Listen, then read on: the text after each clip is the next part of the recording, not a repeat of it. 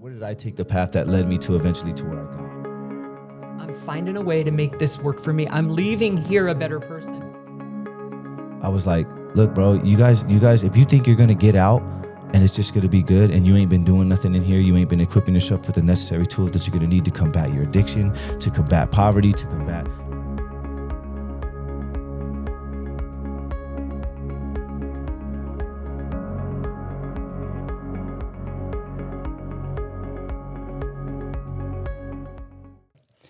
Welcome to the Living Louder podcast. I have an amazing guest today. His name is Ricky Zazueta, but he goes by Smacks You got on it. social media. I did it. You nailed it. Yeah. So anyway, thanks for coming, Ricky. Absolutely. Yeah. I'm excited because I met you at the halfway house. Yeah. And you go in and give people hope. I do. Yeah. And Yeah. it's amazing, like the way that you connect and talk about the principles that changed your life. Absolutely. I feel like they're super important. Yeah. So yeah. they helped me. Yeah. So I want to hear more. Like, you shared a little bit about your story and kind of where you grew up. Yeah. But I want to hear more. Like, Okay. So tell me everything. Yeah. So I'm originally from San Diego, California. Both my parents they're immigrants from my dad's from Sonora, Mexico, and my mom is from American Samoa, a village called Fangsa. So they came to America at a young age. Okay. So, they came out, I want to say late 70s probably. I'm not too sure when they came, but they came pretty young. Both first generation? But yeah, both. Oh, wow. And so they landed in a predominantly Mexican neighborhood. Yeah. My mom, they obviously were in poverty, so they grew up poor. Yeah. They grew up gang banging, in gangs. Both my parents are former gang members. Wow. So yeah, I was born in San Diego, California, to two parents who were immigrants, no education. They did their best to kind of raise me, but I was young. I was in a very poor part of San Diego, which not too many people know of. There's poor parts of San Diego. We all think of the nice place where we go stay, so but there's inner city San Diego is a rough place to grow up in. There's a lot of Hispanic gangs, a lot of black gangs, a lot of Polynesian gangs. So I kind of grew up in that area, you know what I mean? I wasn't really influenced by gangs, but the influence was there, but I didn't succumb to that influence. Okay. It was more the streets. I grew up in the streets. I didn't have much. So I figured out early on how to get whatever it is I wanted at a young age, whether it was selling drugs, stealing, robbing people, whatever that looked like, right? And What were your parents married? they were. My parents were married. How many kids did they have? So there's 5 of us total. So there was 5 of us. We're living in a 2-bedroom. We've always lived like in a 2-bedroom apartment in San Diego. Yeah. So all the kids in one room. Space. Yeah. All the kids in one room. My parents in another. Lots of financial issues. So arguing and fighting with my parents. I wouldn't want to say every kid experiences, but lots of kids experience that at a young age. Parents, fighting. So, I grew up. Kind of, I wouldn't say in a broken home, but it was tumultuous for sure. You know what I mean? So you got that going on. Yeah, I didn't have much, and I wanted more than what I had. You know what I mean? So I did what I needed to do by any means to get it. Okay. I should say. And later on, let me stay back when I was younger. So I've also experienced being incarcerated at a very young age, right? I've been through juvenile hall to jail, and eventually, like you already know, I graduated and went to prison, so to speak, is what they say, right? Were your siblings, a lot of your siblings also, like, did your parents, were they ever incarcerated? Yeah, my dad was incarcerated. My dad did about, I want to say 5 years in prison, and my mom, she's done some county time, and I never knew this. This is something I learned. They kind of kept that away no, I knew my dad later on, but my mom just recently, she's mentioned that she was in jail before, and I never knew that. And I was like, I never knew you were incarcerated. But yeah, they've both been incarcerated. So my dad used to always tell me, son, if you ever go to prison, don't do this. If you ever go to prison, like yeah. If you ever go to prison, if you go in your cell and there's candy on your bed, don't take it. Wow. And I'm just like, so I feel like with the law of attraction in some way, shape, or form, dog. I feel like my dad kind of like primed me. Yeah, prepared me to be. I mean, he don't know what he. it was an innocent thing. Right, You know it what I wasn't mean? trying to be a bad guy. No, It's absolutely. just the life that they were living. Yeah. So he was trying to make sure that if I ever experienced that life, that I knew how to handle it. Yeah. You know what I mean? So, yeah. Grew up in poverty, started selling drugs, started committing crimes, started carrying guns at a young age. You know what I mean? And just kind of living that life of a young kid that's growing up in poverty that don't have much. And did your siblings all do the same? Like we're a lot. Yeah, we all did. We all did. My little brother right now just got out the Fed, so we've all been experiencing this incarceration and addiction almost all our lives. So it was normal. It was normal for sure. And the thing about it is my parents weren't drug addicts. Okay. And, it wasn't something that we learned from them. You know what I mean? It wasn't something that they actually gave their life to God at a young age. Okay. And sometimes, I don't think I've mentioned that before on other podcasts, but my parents, they gave their life to God, like, I want to say in their early 20s, like 25, 26, somewhere around there. So I remember going to church from the age of like 5. To 5 a Christian or 6. church. Yeah, to a Christian church. I was raised in a Christian household. Okay. And I remember being in church and looking at my dad, because my dad's fully tattooed. My dad's tattooed up. My mom's got tattoos. She got a teardrop tatted right here. Yeah. And I remember looking at my parents at a young age and thinking, looking at my church friends' parents, why do my parents look so different? Why, like they were like just really like Poindextery, like Yeah. and my parents were just like They stood tattooed up. out. So that was something that always stood out to myself, but I never asked. And then later on, I would hear their stories. You know what I mean? So they gave their life to God at a young age in an effort to try to create a better life for us because they were experiencing a lot of, with the gang street Poverty, life, the poverty, the streets, all street that. life, and from what it sounds like, my mom and dad, but really my mom was kind of tired of it. She wanted something different for us. So they gave their life to God. So I remember growing up in church in a very young age. So being that I was, not in a family, like as far as my parents being taught like how to break the law and commit crimes, I've always wondered, where did I steer?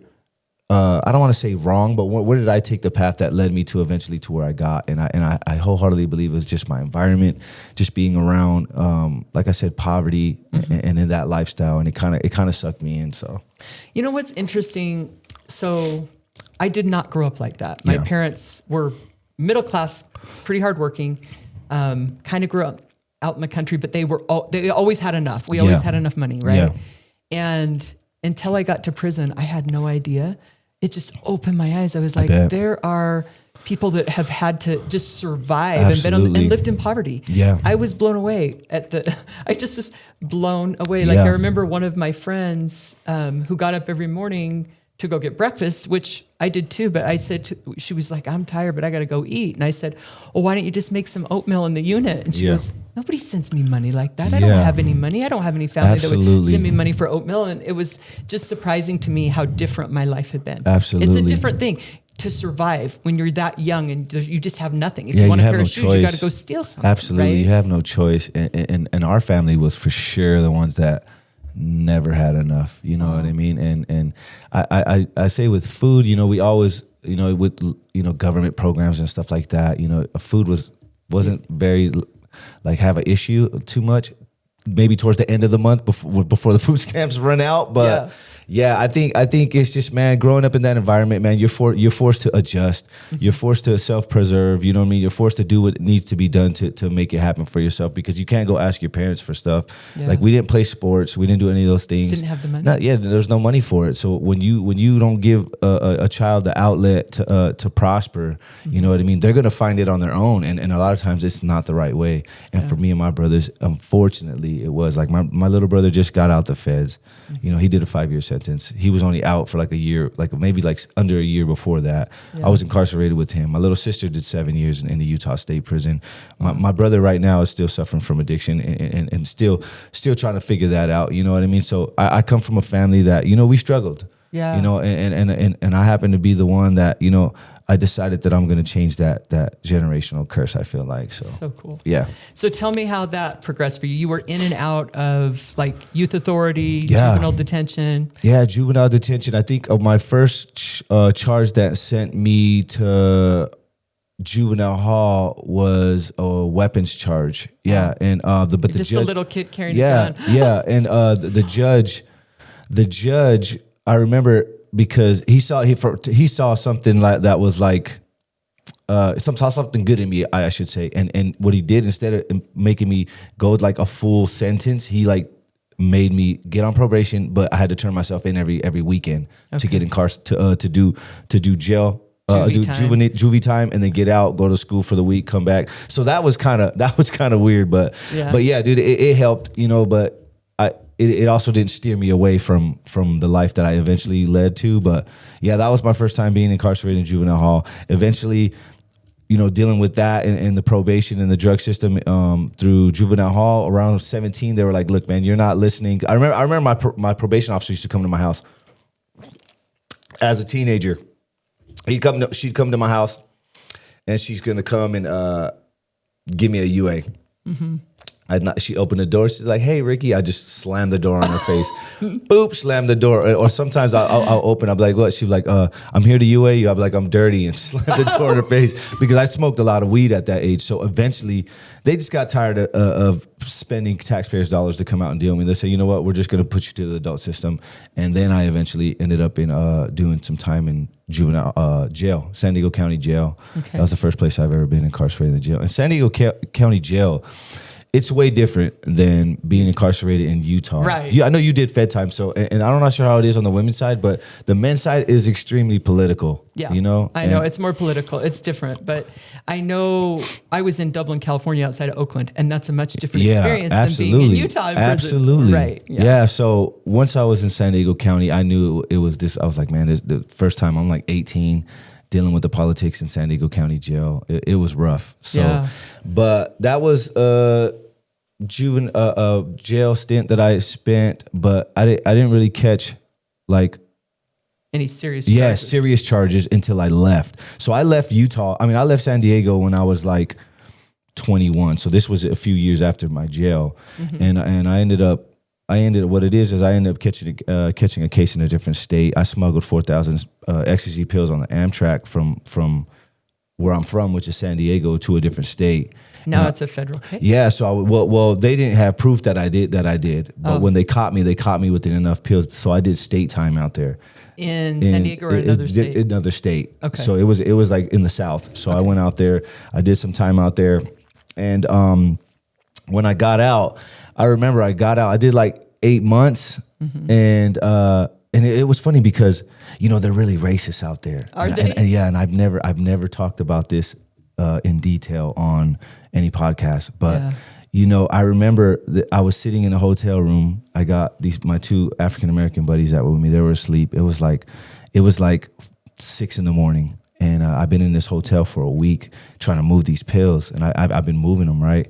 And the night before, I was doing a lot of coke at that time, dude. So I was really deep into my addiction at that time, and I remember I was really, really paranoid.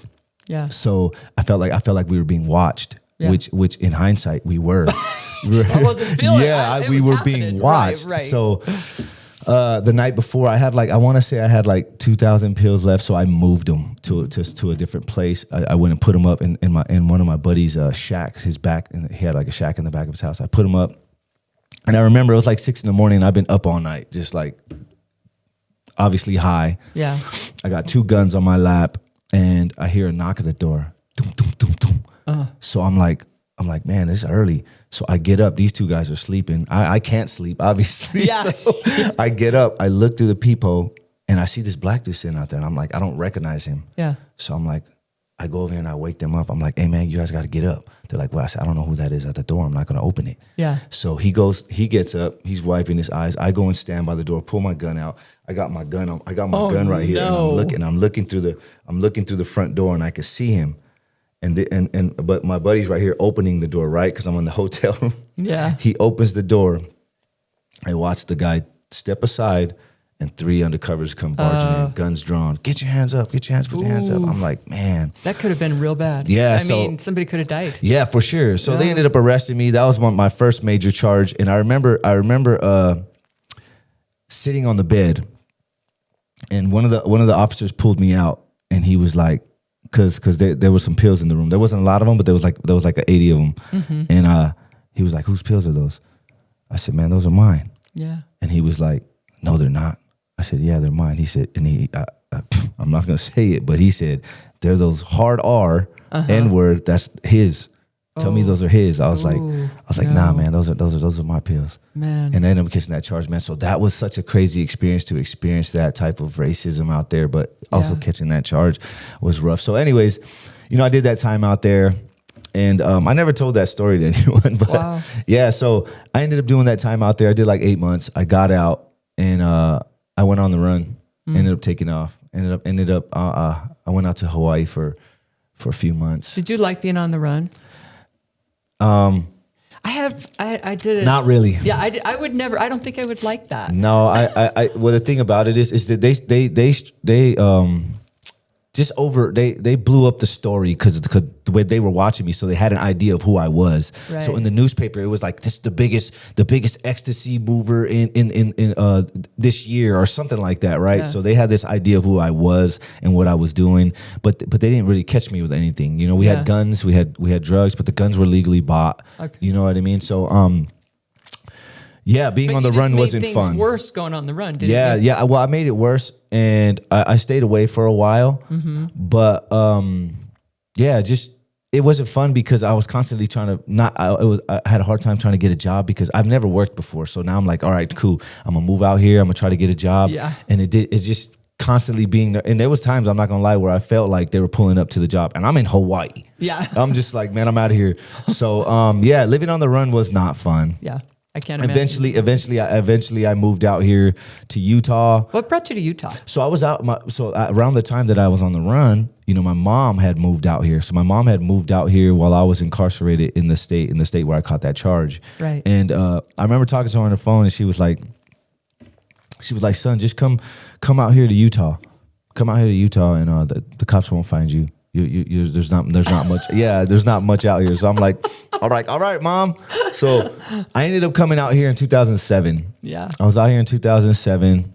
You were still using. Yeah. I wasn't using the hard drugs that I was using when I caught my charge, because I kind of just started smoking weed again, and it was just a phase that hard drug. I would sell it. Mm-hmm. So eventually I started doing it. I was doing a lot of cocaine, a lot of ecstasy pills. So I slowed down a little bit, but eventually got back into it. So yeah, I came out here in 2007.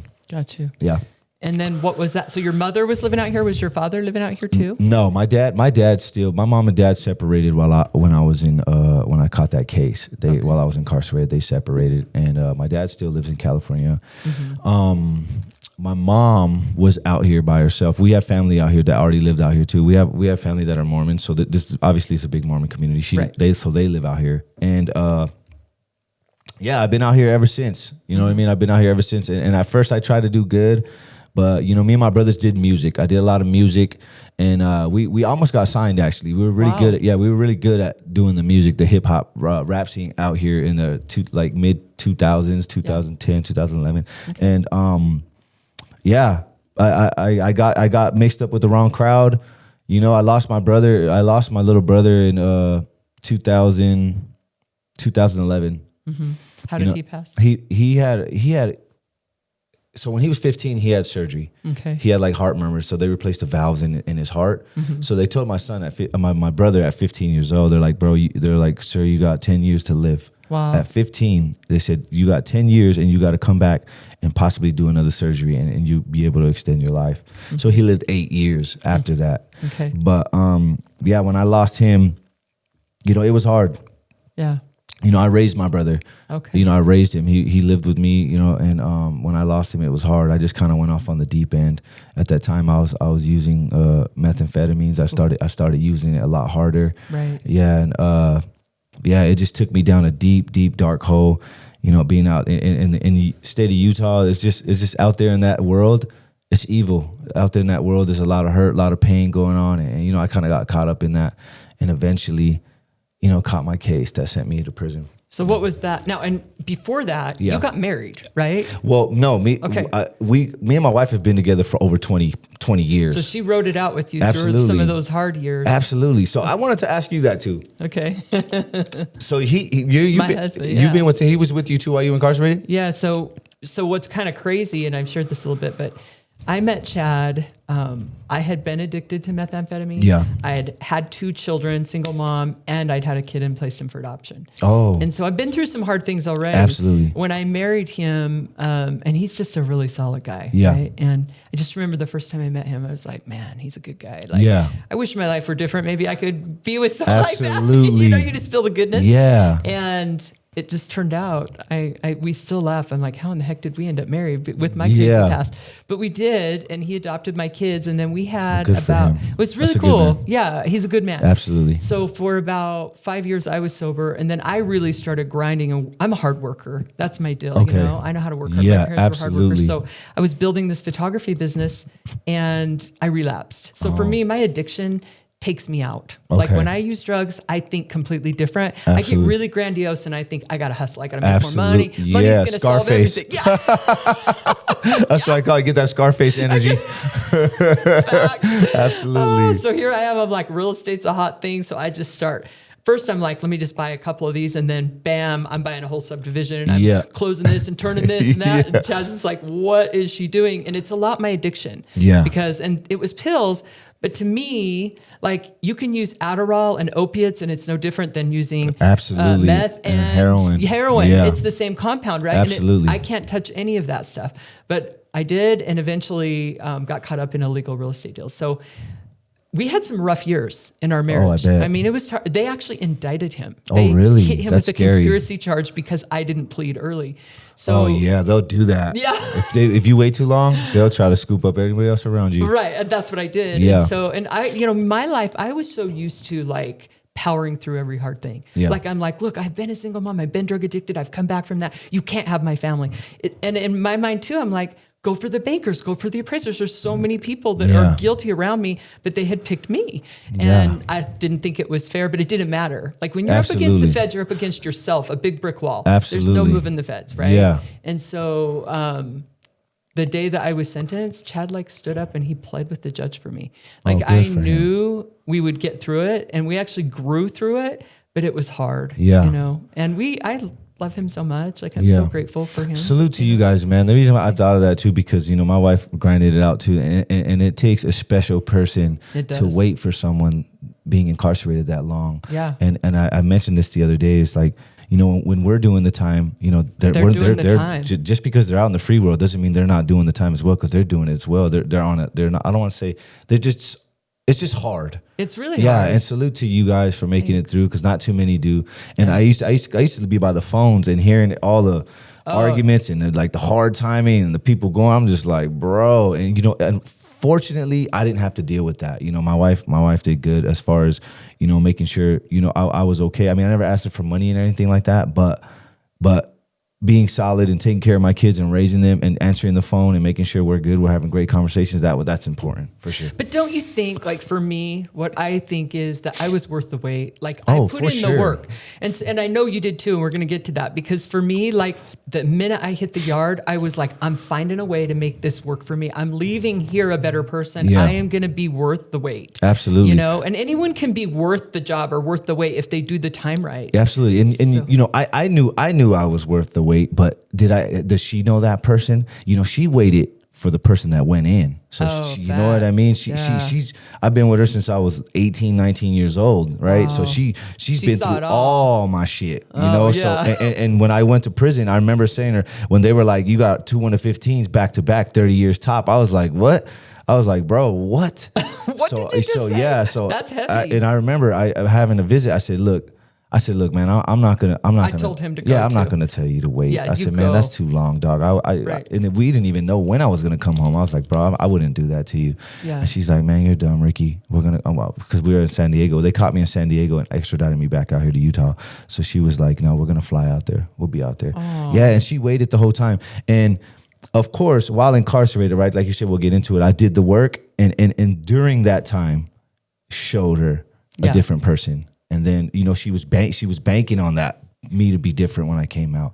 And ever since I got out, I've been showing her that. So And the thing is, there's so many people that go in, and while they're there, they're like, I'm going to go home. And I mean, I think everybody thought they're going to come home and everything's going to be okay. But if you do not do that work, like you got to do the work. That's important. You can't just write it out in prison and think you'll come home and things will be different. They won't. And that's what when I just went in there, I was just in the prison talking to the guys, and I took Kyle Kilausing in there, and I was like, look, bro, you guys, if you think you're going to get out and it's just going to be good, and you ain't been doing nothing in here, you ain't been equipping yourself with the necessary tools that you're going to need to combat your addiction, to combat poverty, to combat finding an occupation. If you're not doing it, you're going to be in the same position. Yeah. So you're going to be just as hard. So I always tell them, you guys need to start now. Yeah. You know what I mean? So that's very important for sure. Getting out and doing the same thing is just not going to work. No. So what was it for you? Because you have a family that's, been in and out of the system. Yeah. Your brothers are using drugs. Like that takes a whole lot for you to see a vision of something different. Yeah. So how did that get born?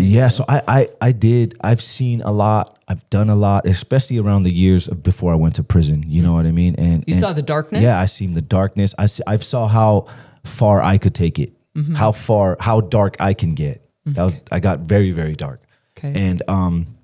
And before you go on, so there's a whole lot of people that are listening that have family and other people that are in that darkness. Yeah. Don't give up. Yeah, you absolutely. Can come back from darkness. Absolutely, right? You can find yourself in a dark position and be fully immerse yourself in the darkness and figure out and hold on to something. You just got to hold on to something. I think that's what I did. Like I said, my brother had passed away. I was inside prison 9 months after my brother died. I was facing my charges because I was so in a dark place. I was so much in despair because I loved my brother so much. And the fact that he wasn't on this earth, walking this earth with me anymore, is just, I couldn't deal with it. It was hard. So I didn't care. I didn't give a fuck is where I was. I had the case of fuck it, you know what I mean? It didn't matter what it was. I'm like, all right, cool, we finna run this. I don't care what it is, I'm gonna do it. Yeah. And that's what it was. I was just out there in the darkness, and eventually went to prison. So when I was in prison, but I was in county jail, Salt Lake County Jail, doing the court dance, right? Mm-hmm. And I didn't like fight the charges. I'm not the type to I'm not the type to take the stand and lie about, you caught me.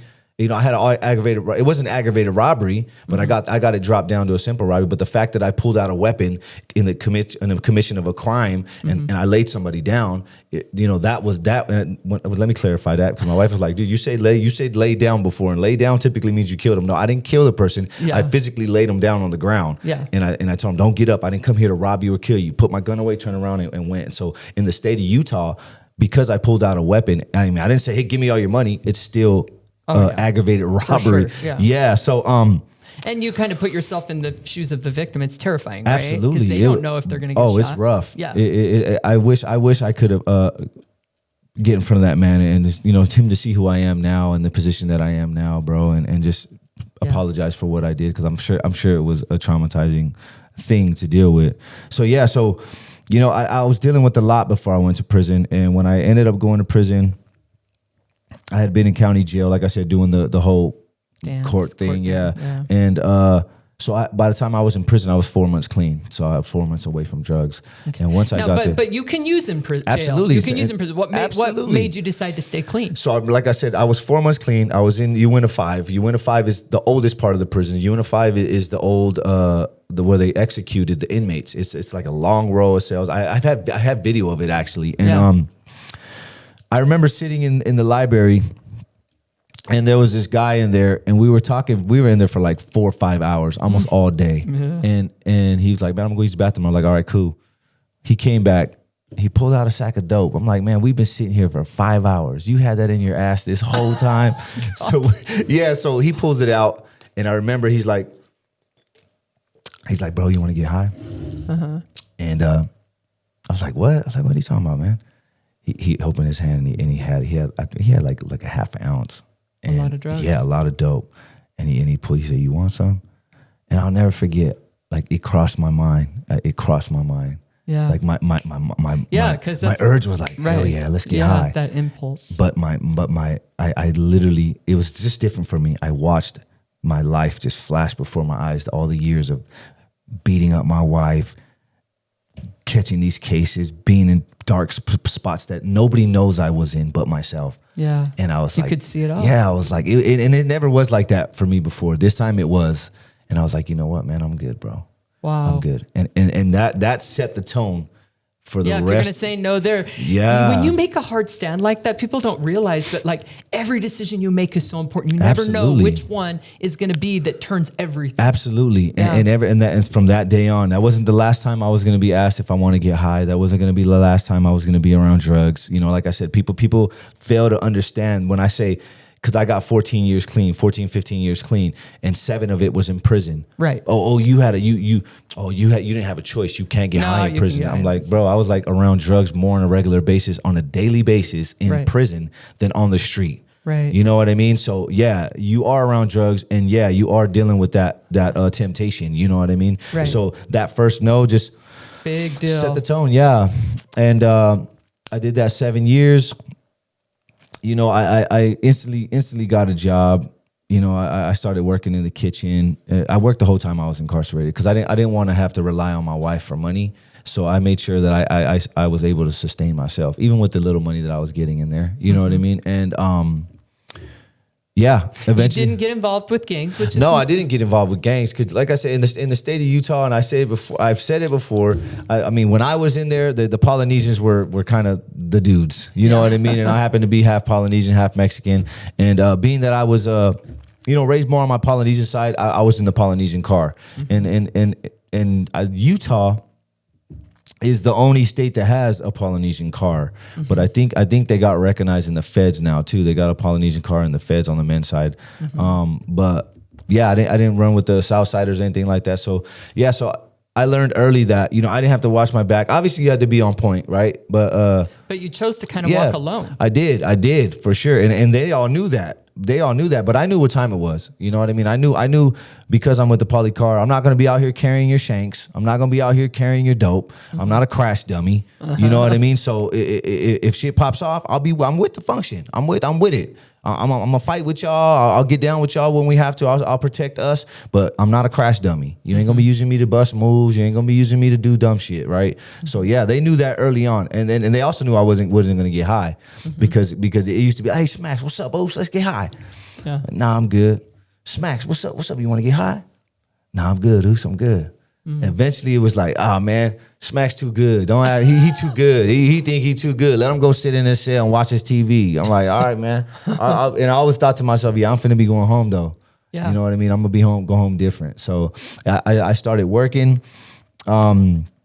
You were reading, I'm guessing. Yeah, I read a lot of books. I read like 300 books. I used to. The reason why I know how many books I read is because I would write them down. Every book I read, I would write them down and send a list to my wife. Yeah, so I'd have a list of all these books I read. I read a lot of Don Miguel Ruiz. I love those books. His books are the greatest. Don Miguel Ruiz. Yeah, the Four Agreements. There's a Fifth Agreement too that he wrote. The Mastery of Love. All those books, man. Those books are great books. Edgar Tolle. The Power of Now, that's another good book. Great, yep. Love his stuff. There's another one too, Rick Warren, I think it was. It was actually a faith-based book, but it was a good one. Mm-hmm. Yeah, so I created this person. I didn't know that that's what I was consciously doing. Mm-hmm. I was just trying to do something different than what I've been doing. Okay. I was just trying to do something positive. I worked out, I stayed working, I read books, and I stayed away from drugs. Mm-hmm. And when you do that, it's not rocket science. It's organically going to happen on its own. You're going to think different. The synapses, you're going to rewire the synapses of your brain to think better about yourself. You're going to have more confidence about yourself. You're going to walk about in a different light. So when you have that energy about yourself, you're going to think different. So now I'm thinking, what am I going to do to better myself? Get an education. Went to high school, got my high school diploma. I got my high school diploma. I did it in like three months, bro. All credit. I needed all 24 credits. I got 26. I got 26 credits in 3 months, and it blew my mind how fast I got it. And I could have cheated easily. You could pay somebody a soup here, bro. Do this packet for me. Here, I'll give you a soup. Give you some coffee. Do it. And I came across that choice to make, and I said, you know what? That's easy. Too easy. Yeah. I'm going to do this on my own, and I'm going to lay these building blocks solid. I'm going to lay a solid foundation. And I got my high school diploma. I got 26 credits, like 2 credits over that I needed.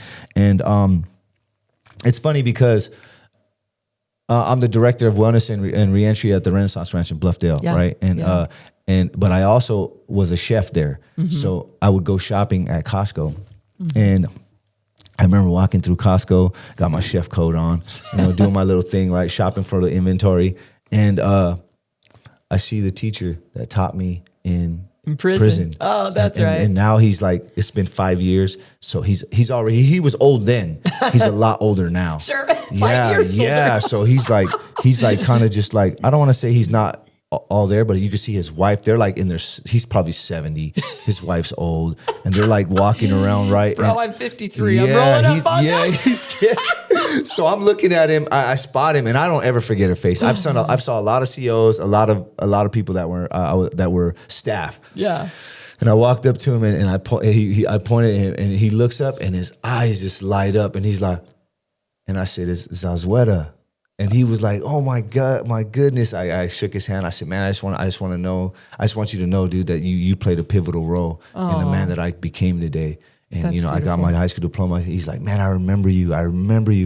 And he was like, "So what are you up to?" I kind of been telling him. His wife started crying. Aww. Yeah, because I gave him a hug and I was like, "Man." And she's like, first she's like looking at me like covered in tats. Yeah, he's like old Mormon couple, bro. So he started crying. So that was great, man. And I want to ask you, so I don't forget. No. Like, you live in Utah. You're not a member of the Church of Jesus Christ of Latter-day Saints. Have people embraced you? I mean, the Dixons are all LDS. Yeah, absolutely. Really well. I've been embraced for sure. We obviously there's some bias, maybe. I wouldn't say bias, but there's some differences in what I believe. Right, I believe in my higher power. Right? Yeah, Christian. I was raised Christian, and yeah, I have no problem being around Mormon people. I mean, I got Mormon friends a lot. But to answer your question, they embraced me. They have, especially the Dixons. The Dixons are a great family. Tyson Dixon, Preston Dixon, Rick and Christine. They're great people. And they're very active in the faith. Absolutely, they're very active in the faith, and they're very active in the front lines of this war on addiction, right? Yeah. And that's something that we have common ground in, and that's something that we believe in. So that common ground is so important because, like, when I got to prison, I was the only member of the LDS Church. Mm-hmm. But what I found is something so much deeper that's fundamental that connects us. Absolutely. And I don't care if you're Muslim, Christian, there is a belief and faith in a higher power that we are spiritually connected. That's absolutely. We're all children of God, and that's just what it is. And I think about, humans and man. Man is what separated us. That's what separated us, not God. With the labels of Christianity or Mormon or Catholic or Buddhism or whatever that is, right? Yeah. And so I'm more, try to stay connected to my higher power, to God, and just try to live a righteous life and teach my kids to be righteous. Through the Bible too, obviously. Yeah. Yeah. Okay. So you're in prison, you're bettering yourself. People are noticing, I'm guessing, like other inmates, but also like the staff are noticing. And what you're doing is you're building your character. Absolutely. Up to that point, and this is for me as well, I've been able to get by on my charisma personality. Yeah. But all of a sudden I'm like, I got to find some character. I got to dig deep. Yeah. If I'm going to build something, like you say, that foundation that's going to really change my future. And I don't even know what that looks like, but I got to start here. Absolutely. At the ground level. That's on point. And, when I got my high school diploma, I ended up, I wanted to go to college. I was like, man, I want to go to college. I want to get a college degree. And at that time, I wanted to do culinary arts, and I couldn't really get there yet. It was like I was like 2-3 years into my sentence, and you can't go to the culinary arts program with Davis Tech College until you have a date and until you're in the Conquest program. So the Conquest program is a substance abuse treatment program. Right. Yeah. So around 5 years, I ended up going into my sentence. I ended up going to the Conquest program, and I remember I was like, cool, yeah, I'm about to go to college. Let's go. So I go and I meet my counselor. I'm like, hey, when do I start? They're like, start what? Start your substance abuse treatment program? I said, yeah. Oh, no, well, college. Yeah. They were like, no, you can't start college until you graduate the substance abuse treatment program. I'm like, what? So yeah, dude, that was another thing. And typically, dude, in the past, when I come across friction like that, I duck out. All right, cool, I'm good. I can't find a job, I'm good. I don't want to go to school, I'm good. I'm gonna go sell drugs. You know what I mean? Right. But you know what? I say, I the 5 years previous, I've been doing putting the work in. So it was natural to me to be like, all right, cool, I'll finish the program and just do what I put my head down, put my nose to the grinder and go. Yeah. And I graduated the program. And then eventually was able to do the culinary arts program. Did the culinary arts program, finished that in a year, graduated in a year, and I got out like the month after I graduated culinary arts. So I got out with a college degree and a high school diploma. That's Yeah. beautiful. And your wife had waited. She did. She did. Had her life changed too? Had she been improving hers? Because see, that was hard. I Yeah. came home a different person, and my husband, we're used to connecting in a different way, and I'm like, I'm not the same. Yeah, absolutely. And it was rough. You know, my wife, she's always been good. She's always been the good girl out of us. Yeah, solid work. Always take good care of the kids. Always had a job. Always had a career. Right. So it for sure was something to do because I'm on the phone all 7 years, just like gassing myself up. Like, you know what I mean? I'm like, baby, trust me. It's just I'm not the same anymore. It's going to be great. We're going to have a great life. You're finally going to have a partner. You're finally going to have someone, you know? So I did a lot of that over the years. Mm-hmm. And, you know, she was, for sure, she's, you know, taking what I'm saying, but I know there was times, there were times like, all right, bro. Yeah, I'm going to let you tell it. We'll see when you get home. Yeah. So when I got home, you know, it was a rough transition of you know, because we're living in the same space again. Oh yeah. Yeah, so it was hard. It was hard. I mean, we loved each other, but like I said, we were different. And the thing with me, right? When I went to prison, I was so deep in my addiction, right? And I was, unfortunately, I was beating her up. I was because I was abusive. Always high. Yeah, I was abusive. Mm-hmm. And I felt like, you know, I had went to prison, right? I did this 7 years, right? I haven't got high. I did all the necessary steps. I equipped myself with the necessary steps to be tools to become a better man. I'm a better man now. Yeah. You need to talk to me like and look at me like I'm a better man, right? So when I got out, it was like she was still she was still skeptical, but I expected her to, dude, I got 7 years clean. Like, why are you still like, you know what I mean? Not trusting me. And bro, and because it was like that trauma and all that I put her through was still fresh. We never talked about it. Yeah. We never really talked about that during my prison. Process we that? How we did you didn't. work She didn't go through her process, right? So when I got out, the process began for her to really watch me, see how I reacted. She's still worrying about if we're having friction, if I'm gonna be violent, if I'm gonna be physical. You know what I mean? There's a lot that she probably processed that I wasn't aware of. You know what I mean? But being that I'm like, man, I did this, I did that, I did that. You need to treat me like I'm this new person. But she don't know this new person. Yeah. She hasn't seen this new person. So I had to build that. I had to build that person and show her, build that trust again to where it's like she finally can you know, sigh and just like, okay, baby, let's do it. You know what I mean? And it's so good. I feel so good to be able to be that person for her and my kids. You know what I mean? Because I was a shadow of this person when I was in my addiction, when I was in that life. And man, it feels so good to be this person that I am now. And it wasn't like, because I heard you talk at the halfway house. You get out, and I think people think, oh, I'm going to go get a good job. Because you've done all the work, right? Absolutely. And in there, you're like, you know who you are. But it's scary to get out. Absolutely. You're a new person. Like for me, I went and got a job at $13 an hour. So I was grateful for that job. Loved it. But there's a lot of people that are thinking, I got to go make $20 an hour. Take any job, get a job, and then get the next job. And then like I had enough belief in myself that I'm like, I will go take whatever job and I will work so hard. Absolutely. You will want to, you know, and that's how it's worked. I was just telling one of the guys at the ranch, I said, look, bro, when you get out, I said, dude, I make great money, but do you think I just got out and started like this? Absolutely not. I said, I got out and took a $14, $15 an hour job. And I said, you know what? I was grateful for that job. I love that job. Yeah. I woke up happy, ready to go to work to make that $15 an hour. Yeah. Coming from being in prison and making 40 cents an hour. Right. Oh, that was good. I'm good with that. Give me that 14, right? Yeah. And I said, it's always easier to get a job when you already got a job. Right. So that was one of the steps I talked with the guys that are coming out of incarceration. I'm like, look, man, get some job, whatever it pays. Yeah. And do continue, right by it. Right by it and continue to look for better positions.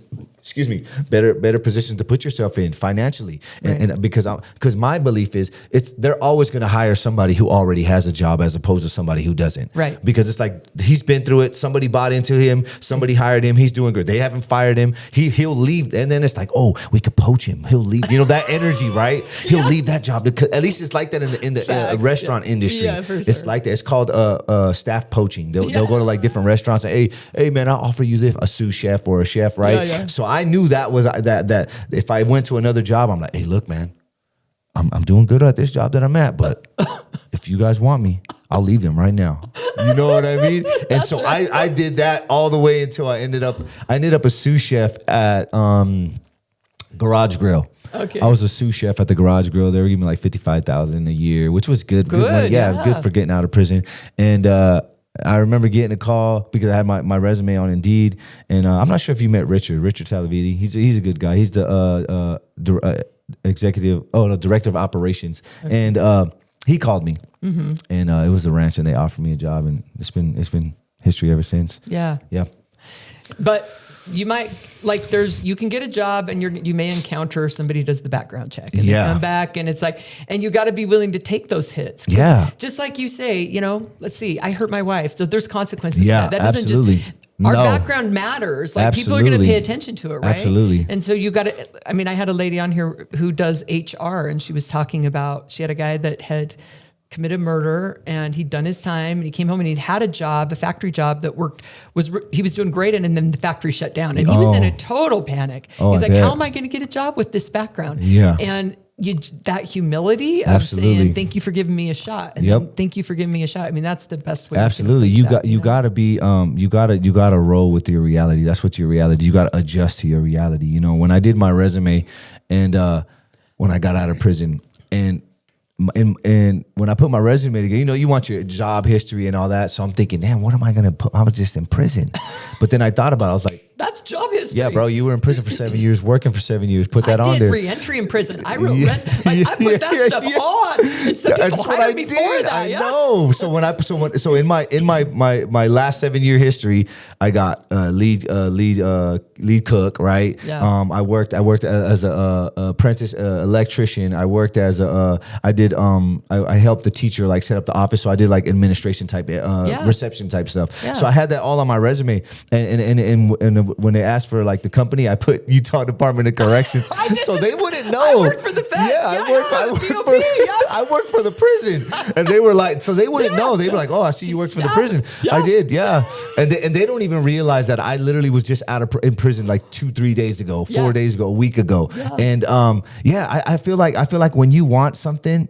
And you're of sound mind, man, you're gonna make it happen. And that energy from people like us, like who are addicts, where with that make it happen energy, we're just applying that same energy in a positive light in our life, and we're just applying the same skills that we utilize in our past, just in a different way. You know what I mean? For sure. So, man, the people that I met in prison, I met some hard working, get it done type people. I'm like, I would hire so many of those people over. Oh, I bet. Yeah, because they like show up. They have that. I guess like the buck stops with me. Absolutely. I'm going to figure this out. Whatever it takes, I will figure it out. They're very proactive. Not everybody. There's people absolutely that, not. You got a bunch of riffraff. You know what I mean? I don't think prison's any different than out here. I'm like, you got people out here that aren't working. That are trying to get. It's a world amongst the world for sure. It's just a different world. For me, I did a podcast recently, and the guy asked me, he's like, "So was prison good for you?" And I said, well, I'm not going to give prison the credit for the changes that took place. Like, it wasn't their programs, but the time helped me. Absolutely. Like, I used the time in a positive way. So, and I get that question too. They said, man, did prison change you? I'm like, I don't like to say prison. While I was in prison. I don't like to say prison changed me. I happened to change myself while I was incarcerated. And I like to think that it would have happened even if I was out there on the street, right? Right. At some point. But I feel like being took away from my family and doing that time and learning myself, that's what flipped the switch all the way for me. So me too. I feel like, I started so young in a different way in codependent relationships and other things. It's like finally I was in a place where there was the structure there, and I could kind of grow up and really put the energy into myself. Absolutely, and I think that's what it was. Me putting the time in myself, like getting my high school diploma and celebrating that. I was building my confidence. Like, bro, I just got a high school diploma, and then staying working providing for myself, reading these books, doing all kinds of life skills management classes, anger management, relationships, parenting, doing all these classes, and then celebrating that, like, heck yeah, dog, I did that. Yeah, you're building that character, and, that internal and stuff, that confidence, being that confidence, you hold yourself to a different standard now. So now I'm walking around that, I'm kind of on a mission, you know what I mean? I know one day I'm going to be released, and I need to equip myself with these tools that I'm going to need to combat life, to combat being a convicted felon, to combat being someone that wasn't really taught very well about relationships, right? Or how to be a parent. I need to equip myself with the knowledge to be able to to hold that life and for my wife and my kids and sustain it. Yeah. You know what I mean? So that was big for sure. Was it a vision for you? Like, did you imagine? Yeah. Like, did you do that vision So work? I did a lot of visualization, and I tell the guys about it too. I actually, when I talk to the guys, I actually do it with them. I'm like, man, close your eyes. I want you guys to do something. I asked them, have you guys want to know how I did this? And they're like, yeah. I said, man, every night in my cell while everybody else was asleep, I'd be laying in my bunk, and I had my family's picture taped under the bunk, and I'd stare at that picture for hours, and then I'd close my eyes, and then I'd imagine the man that I wanted to be. I'd imagine the father that I wanted to be. I'd imagine the husband that I needed to be, the son that I needed to be for my mom. I'd imagine the way he walks. I'd imagine the way he talks. I'd feel his strength. I feel the confidence he has from knowing he is the protector, he is the provider, and he is the emotional support for his family. And I felt it. I would literally feel these things in my mind, because your mind can't tell the difference whether it's real or not. Right. And when you imagine it in your mind thinks you're actually experiencing it, and that's a fact. Right. So I would imagine myself dealing with possible conflict with my wife, and I would imagine myself responding with love instead of responding with anger, with abuse. And when I got out of prison, and I came across all these situations that I already imagined in my mind, it felt natural to me to step into those roles. So I for sure visualized and manifested this man into my life. Wow. Right. So yeah, man. And I try to tell the guys about it. I talk about it all the time about visualization. Like, I would not be this man if I didn't sit there, because a lot of times when you're incarcerated, guys who come from addiction, guys who come from poverty, like you said, we come from different lives, right? And you come from I come from the have-nots. When you don't have nothing, right? You don't know what it looks like. You don't. You don't know what it looks like to be. Yeah. You don't know. You don't know what success looks like. That's something you don't know, especially for yourself. You know, both my parents were dropouts of high school. They barely made $30,000 a year, if that. You know what I mean? To provide for 5 kids, right? So that's what I know. I know poverty. I know hurt. I know anger. I know violence. I know drug addiction. I know all those things. So most time, guys who are incarcerated and who've been, and a lot of guys who have been incarcerated, you know this too, that's not their first time being in prison. It's probably not their last either. So that's all they know. You know what I mean? It's all they know. So it's like, we got to be able to envision something different for ourselves. You know what I mean? And that's what I did, because that's where I'm at right now with the prison work that I do. You know, I feel like it's important for us to show these men that, look, bro, you know, just because you're in incarceration doesn't got to be the end of your story. That's not the end. That's actually going to be the tool that can propel you through your future. You know what I mean? And so beautiful. Super important. Yeah. It's amazing that you give back, and they have trusted you. Corrections, in Utah, the Department of Corrections has welcomed you in. And absolutely. So I was the first one. I know, you really paved the way. Yeah, I was the first one to go back into the prison, right? In the state of Utah, you had to have been off parole for 10 years. Yeah, which is crazy. What? They got to see us. Yeah, why would they not? Yeah, so even when I was dealing with that, right, I knew it was going to be hard. I wasn't off parole. I was off parole for like a year. Yeah. Maybe a little bit over a year. And I went to a meeting at my boy Lynn Tia. He has a barbershop in Harriman. Yep. I know he had the Hive barbershop. Yep, but they had a group called New Beginnings Rendering Hopeful Solutions neighborhood, right? Yeah. And when I went to the group, Brian Redd was there. He was the new Utah head of the Department of Corrections. So it's something so like game-changing as well. You got the Utah head of Department of Corrections coming to a group like this. Yeah, that's what he was trying to do was trying to get the community and from the Polynesian community and hear how they're dealing with after incarceration. And there was wives that were there that have husbands still incarcerated. So he was trying to get some information of how he can better the prison. Yeah. And I remember we exchanged words. I got his email. And I remember when I shot him an email. I said, bro, emergency, 911. You got to read this. And I sent him my prison video. Oh. And I said, hey, I met you at the meeting at the Hive. And man, I want to be able to come and talk to you guys. And he responded back. Yeah. He was like, man, I watched your video. Oh. Me and my kids, my daughter watched it. Man, your daughter, because my daughter's in the video. He's like, man, you had me in tears. He said, man, let's meet. Yeah. Come up to the administration building. So I go up to the administration building, and it's funny because, you know, I'm good friends with my parole officer right now. Yeah. Like he's watching That's me cool. from prison because I worked for him in you prison. give them hope too. Yeah, The people that absolutely. they got to see that. Absolutely. People can, So with him, I was like, hey, dude, I'm gonna go up and go talk to the administration. I want you to come with me. He's like, absolutely. He pulls up, so I'm in there. It's me, my parole officer, Brian Red, Rebecca Brown, Maria Sherry, and these are all the heads of the department. Glenn Mills, shout out to my boy Glenn Mills, man. I love my boy Glenn. That's my boy. And so I get in front of them, and they're like, "Well, we're here. Let's hear it." So I do like a speech for them. I play my video. wow. Wasn't a dry eye in the room. Yeah. All the women were crying. Follow him on Smacks Absolutely. on all social media platforms. SMAQS.MAFIAUSO. Y'all follow me, follow my movement. That's kind of what I've been doing. But Glenn was like, what do you want to do?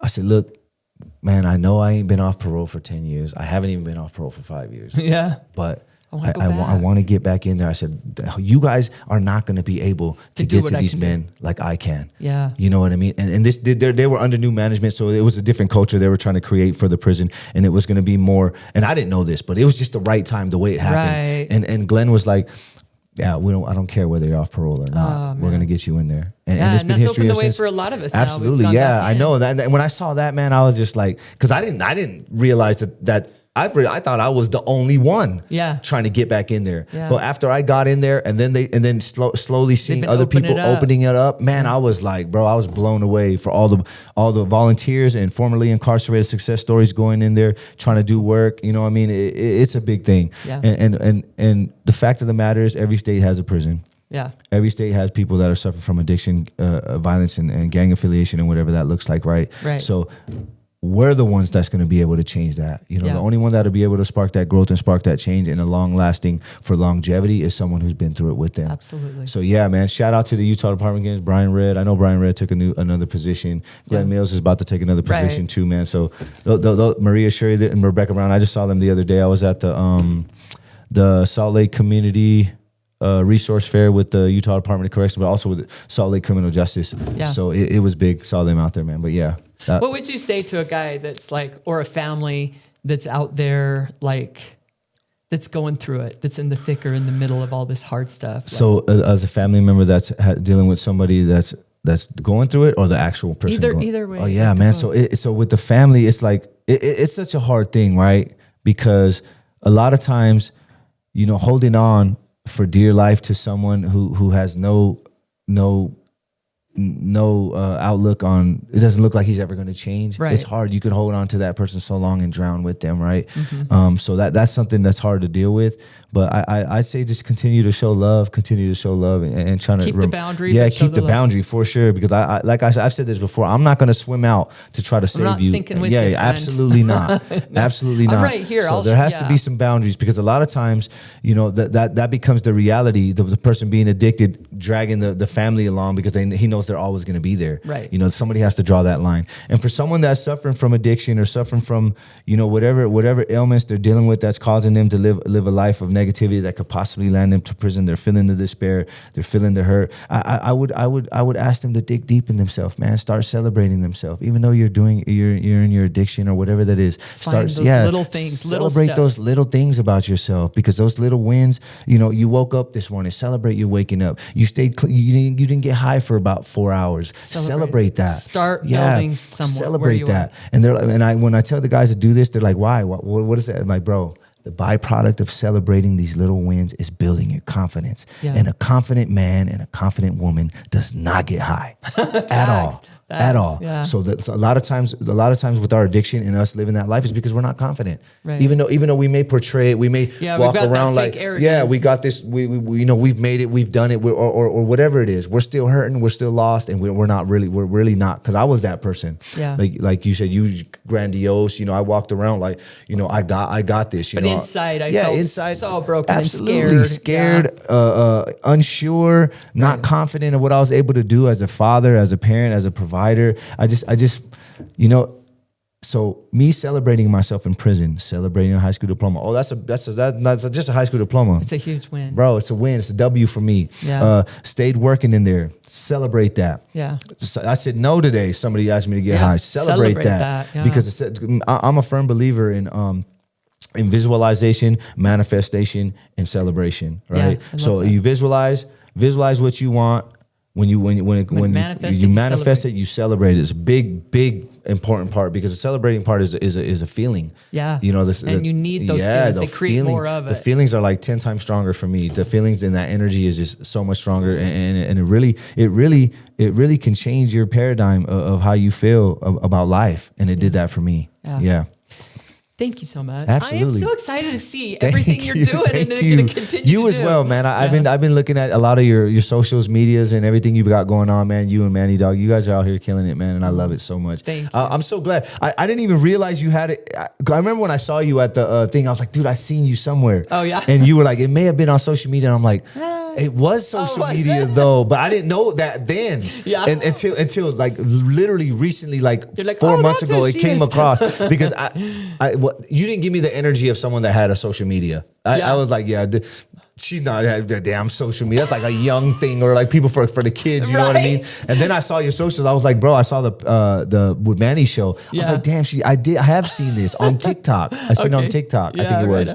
But yeah, man, I appreciate you having me so much. When you reached out, I was like, man, absolutely. I love to get out here and tell my story and give. I've done it a few times, but sometimes it gets hard to go through those things. But I had to. It's gonna help people. Yeah. Okay. You're amazing. Thank you so much. It's a wrap, you guys. Another cool Living Louder podcast.